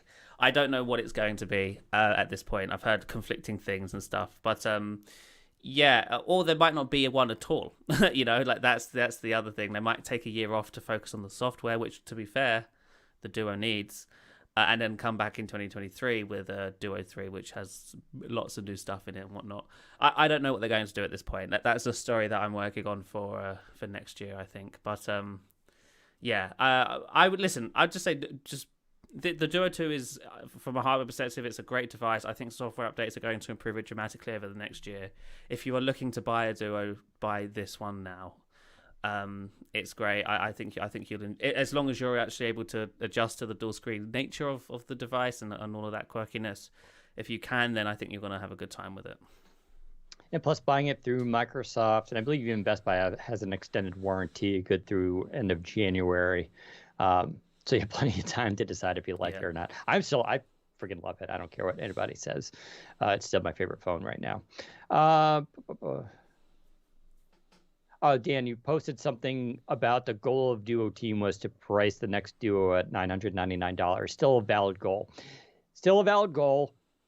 I don't think it's going to be for the next version. And I know Zach knows more about this than I do, but it's definitely a goal. They know they're not dumb. They know a $1,500 device will never be a mass seller. Yeah. They're not attempting to make it a mass seller. They're not under the impression it's going to compete with the iPhone and people are going to buy that. They're fully aware, but they want a nice premium high-end device out there for basically enthusiasts and early adopters to take this concept out for a spin. But you're right. I mean, the goal is to bring it down to $999 and be priced more reasonably where they can. They'll do that when they think the device concept and the software experience is ready to be mass sold. I don't know, even if you made Surface Duo 2 $999, would it sell more? Sure. Would it still be any more ready for mass consumers? No. Right. You just probably have more people slightly disappointed. Yeah. The way to look at this is there's a point, every product line at Microsoft, there comes a point where they have to sort of sit down and think to themselves, right, what kind of product is this? Is this a product that we intend to make money on and produce mass market, or is this is this an experimental investment type product, for the fans, for enthusiasts, that we don't intend to make mass market or sell a lot of? The Surface Pro, the Surface laptop, the mass market products. They are the ones that are the safe option. They're the ones that they design and build with the purpose of making money and being sold at large. The Surface Studio, the Surface Laptop Studio, the Surface Duo are the opposite of that. Those are products that are for niche audiences, for enthusiasts, for fans, that cost way too much money and are expected to be sold in small masses. So where does the Duo fall on this? I think it's fair to say right now the Duo falls in the laptop, in the studio sort of side of things. It's a niche product. It's designed for fans. It's enthusiasts. It's an expensive premium device that they don't intend to sell mass market. Do they want the Duo to become a mass market product? I'm sure they would love that, but is the product ready for that yet? And I think that they've decided no, it isn't. So for now, every Duo that we're going to see going forward, the next one and maybe the one after that, who knows, will be a very expensive product, because that's the kind of device they want to build. They want to keep it small market. They want to keep it enthusiast grade. And that allows them to charge more for it, and at the same time also innovate more. They can do more stuff with it because it costs more money. They have more room to breathe and also make a profit. If they start thinking about making a cheaper version, then they have to start cutting corners, and the product no longer becomes aspirational. It's not enthusiast grade anymore, and it becomes less exciting. So that's I think the way to look at it. And I think the next Duos will be still very much enthusiast grade, sort of small market, expensive, but at the same time trying to push the boat out and innovate in areas where it hasn't yet, which I think I prefer that, to be honest, but I know a lot of people don't. I'm just reading something.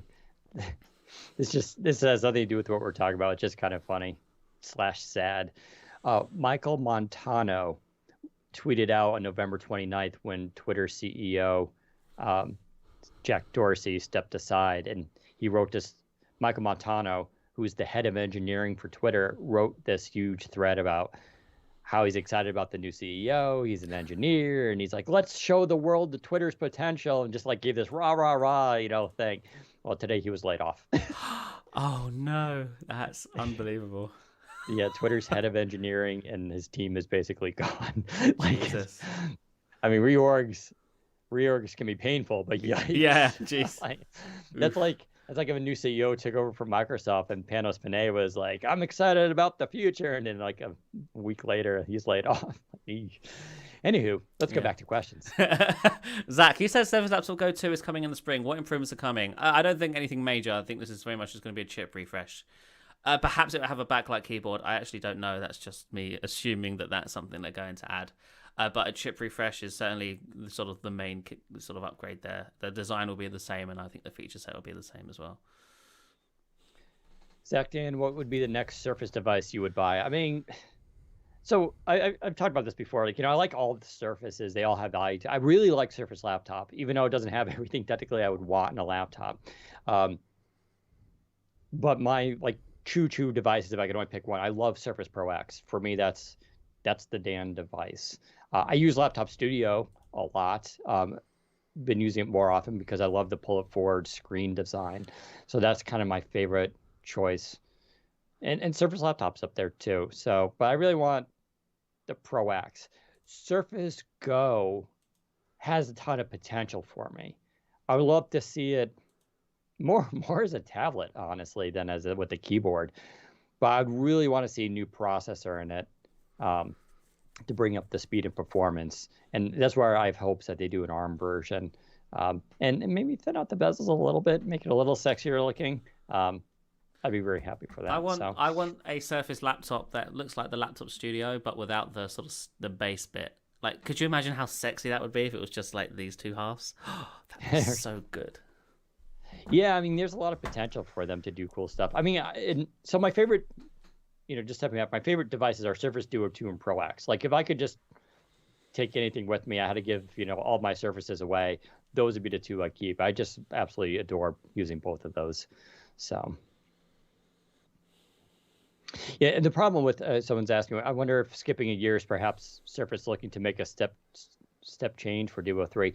I mean, as Zach said, there are reasons behind the scenes of why this is happening. The problem Zach and I have is if they don't do a new Duo next year, us managing the fact that we have to talk about then it's not canceled.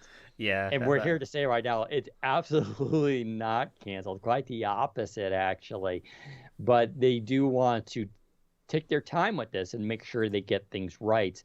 And whereas enthusiasts are on their own time frame, give us a new device every 12 months on the dot, and I want it on sale, and I want a better price, and it's got to be, I don't want a camera, I know people want that, but Microsoft is thinking about this as a logical business and are looking more to take their time with it. So they don't operate on the same time scale, and they're not in the same competition as Samsung is to maintain their leadership position. This is a very niche device that's experimental at this point. It's not ready to hit mainstream, so they're going to take their time with it.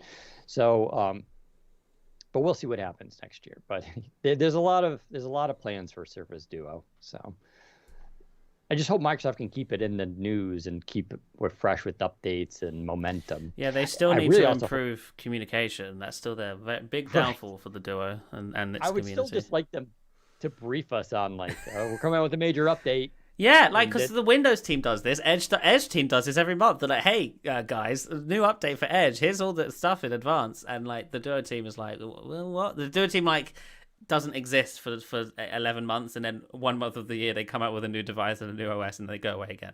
That's not how you do it. You should be vocal. Yeah. You should be open the whole time, talking to people, communicating, issuing updates, workarounds, just keeping the ball moving and keeping everybody excited. And the Duo team just doesn't do it. It's really sad. Yeah, they really should just do a briefing call with us and be like, here's what we're coming up with next. Here's the fixes, and go into detail, give us bullet points, and be like, here's what we're planning. No ETA, but ideas. They should really just start doing that stuff a little bit more. But they need a community manager for the Duo. They really do. Do you still have a Duo One, and we'll test the Android 11 upgrade? Yes, to both. Both of us still have it. I Mine's still turn it waiting on every once in right a while. now.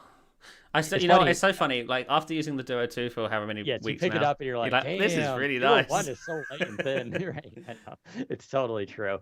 I know people don't like the camera bump. Again, it's engineering. When they can not have a camera bump, they'll not have a camera bump. But listen, there's limits. They're not magic, Do you think we'll ever see Windows on a phone again? I don't think so. Unless unless web apps take over and web becomes the platform for everything, then maybe. But until then, no.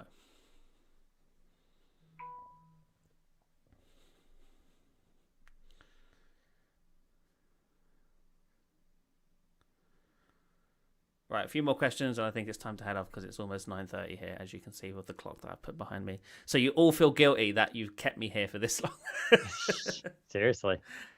Do you think the promotion of Surface Neo on Red Notice brings attention to more people who never heard about it? No, I don't think most. I think tech nerds noticed it and be like, "Oh my God, that's a Surface Neo," and knew what it was. I think most people would be like, because how many times have you seen in a movie like a computer and is that a real computer? Does that exist, or is that just a prop? Right. And you don't really know. So, I don't think anyone. I think no normal people noticed it or cared about it. Will you ever go back to using a normal screen phone after Duo? I mean, so I've been clear. I have an iPhone. What is this? 12 mini.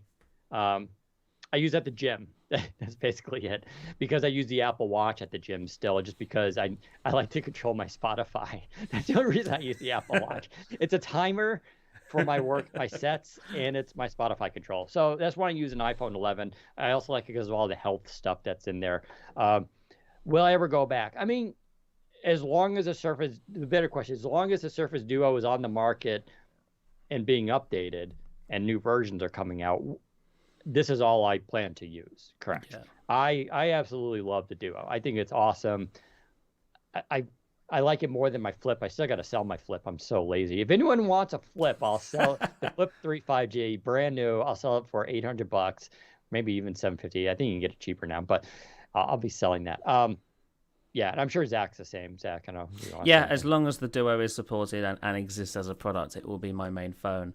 That said, if the Duo did go away, I don't think I'd go back to a traditional single screen. I'd probably get a Galaxy Fold or one of those other sort of foldy devices that are out there now, because I'm all about the future, and I think the foldable devices are really cool. And yeah, I don't think I could go to an iPhone. I don't think I'd go back to by the time a Pixel or something. We know there'll be another Surface Duo, so we at least got another generation. Yeah. But say it doesn't go on after that. There'll be a Pixel Fold at that point. Yeah, and not only that, like if when the next one does launch, it will be supported for 3 years. So even if they don't do one after that, you could still use the device for 3 years with security and actually OS updates. Right, that's kind of the thing. They get major updates. You don't have to upgrade every year, Dan. Think about the globe and global warming. You know what's funny, by the way, and I should also mention this next time we talk about Surface Duo on the podcast. I'm using Tap to Pay all the time now. It's great, isn't it? Duo. It's amazing. I like holding it and just like tap, like it works flawlessly. It's been working perfectly. I found out the other day as well. You can do it with both screens open. You don't have to fold it all the way around. You can just tap the left side on it, and it does reach. So that's good. Interesting. But yeah, it's just funny. I've been using it quite frequently. So look, they got me to change my habits. So there we go. Will Microsoft Launcher get an upgrade? So if you're on regular Android, yes, you're getting regular updates. Will it get an upgrade in terms of like new features? I don't know. We think they're working on some stuff, but yeah, they've really not added a single feature as far as I know to Launcher, and I don't know what the plan is there. I want Microsoft, if you're listening, Surface Duo team, just fork the Microsoft Launcher and do your own thing. The Microsoft Launcher team has proven that they are unable to keep momentum going on the Duo, so just make your own. I think the Duo will be will benefit from that more than sort of leeching off whatever the launcher's doing, or in this case, not doing.